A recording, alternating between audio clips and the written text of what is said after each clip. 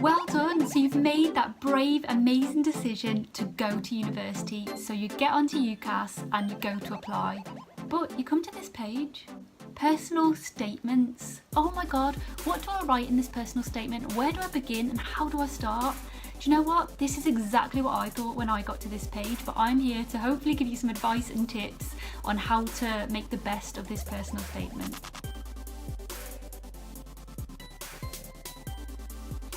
Tip number 1.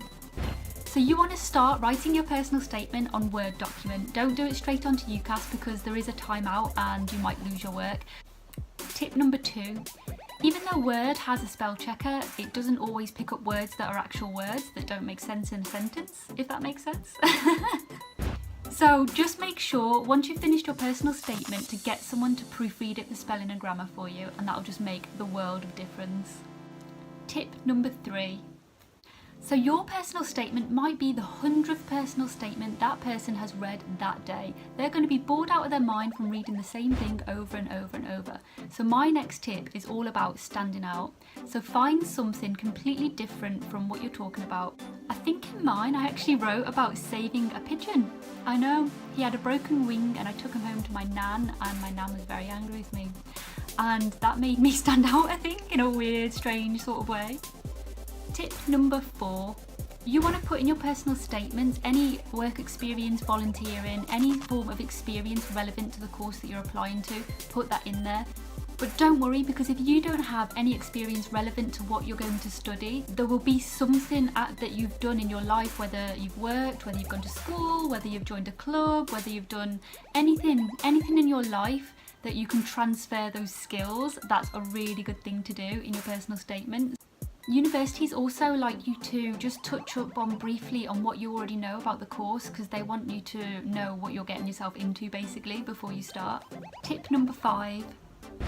When writing your personal statement, make sure you don't mention any particular universities that you're applying to, because this one personal statement does all of the universities. You get 5 choices and it'll be getting sent to every single one of them.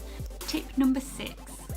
You want to be talking about your ambitions and where you want to go in life. So you want to talk about your goals and what you're going to achieve from doing the course and where you want to progress from there. And not only this, but actually put what interests you to that course and what's drawn you to actually apply for that particular course. Tip number 7. Just be mindful of what you're putting in and what you're writing about. So you want to make sure that flows really, really nicely, and when you're reading it back to yourself, make sure it's not too complex or you haven't used big fancy words, or just be you, be yourself when you're writing this. Something that helped me keep to the word count was on my Word document, I just put little subheadings, so a bit about myself, why I wanted to apply for the course, future ambitions and careers, my skills and qualities that would be suitable for the course. And that just really helped make it flow nicely, I think, for mine. And it might work for you, it might not work for you. It's about finding out how you write and your style of writing and things, so do what works for you basically. Tip number 8. You want to bring out your passion and your enthusiasm in this writing, so make sure it shows when you're reading it back to yourself. Read it out loud, read it to other people, get other people to read it. The person at the university that's going to read this, they want to see that passion come through the paper and draw them into you and sell yourself basically. You want to sell yourself. Tip number 9. People tend to panic because they're mature students, they're going back to university, and so when you write your personal statement, you want to show what you've done recently. You want to show any maybe access courses that you've done beforehand, any training, any certificates, anything like that. Put all of that in there so that they can get a sense of what you've done so far. And last but not least, tip number 10. We've come to the end. So this one is for all of you international and EU students. Firstly, they will want to know why you want to study in the UK. Then they will want to know what sort of relevant English language skills that you have, any training or courses that you've been on to help with your English. And then they might want to know something like why you want to study in the UK over your own country. So just be mindful of those 3 things. So that's it, my top 10 tips for writing your personal statement.